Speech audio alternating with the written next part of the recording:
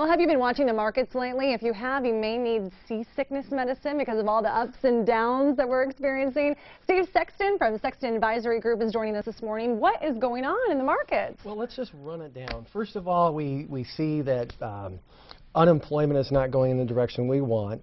Economists thought we were going to grow by 170,000 jobs, and now it's only 69,000 for the month of May. And the reason being is many manufacturers are working towards a just-in-time inventory because it's more profitable, and once they get there, they're shedding the jobs. On top of that, most of the jobs that we're receiving, we're seeing they're service-oriented, and therefore we're not seeing as many people wanting to purchase homes, and we see home sales going down. Now, on top of that, we had Ben Bernanke just testify in front of Congress saying, hey, guys, I can't keep buying down mortgage debt so people can keep refinancing and doing other things. It's going to be a lot to do with you as well, because at the end of this year, which a lot of people still aren't seeing, is tax increases, significant drops in spending. That's going to create some big problems. Now we go overseas and we see China. China's realizing, hey, our economy is contracting, the need for our goods worldwide are contracting, and now we have Europe. We saw Greece, we still have Greece, and then we have Spain. The country isn't having a problem from its debt standpoint, it's just its bank made a lot of real estate loans, and we just found out they're getting bailed out. Now, the market's down today.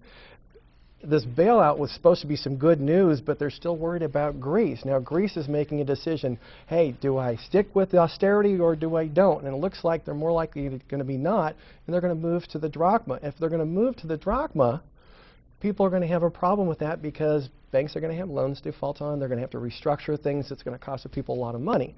Now, that's a lot going on. That's a lot going on. What does that mean for the average investor? Well, I know that's something that you talk about a lot on your new radio show as well. Yeah, so with the average investor, they're seeing their statements come out for May right now. They're seeing it go down, very negative. On top of that, we see people with variable annuity statements seeing the same thing. So what people really need to do is begin to ask questions, because a lot of times they'll just go into their advisor and they'll say, hey, don't worry, it'll come back, and hey, you're a long-term investor, and that's just kind of a, let's placate them a little bit. But the reality here is this: if people truly quantify their fees, taxes, and charges, they might find out that 2 or 3 times more than they thought. I spoke to a lady last week, and she had done well in 09 and 010, but didn't really make anything in 11 or here in 12, but she didn't realize that her fees were 4.5%.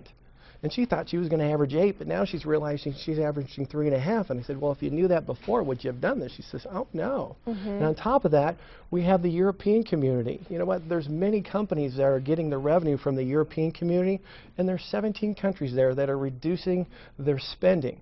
And if they're reducing the spending, that means sales are down and their earnings are down. On top of that, the banks right now, they're very stressed because of all those loans they put out there. So people need to ask those questions, because if they don't, they could still have this 800-pound gorilla and still see the market go down when somebody's telling them, hey, it'll be okay, just hold out. And some of the questions that you do answer on your radio show, Winning in Life, it airs every Sunday at 9 o'clock at KCBQ. Tell me what that's like. You're having fun with it? We're having a great time. We've had wonderful guests. The first guests were Wayne and Pat Dunlop. They authored a book called Plan Your Escape, where they used the money that they rented their house out for 2 years to travel.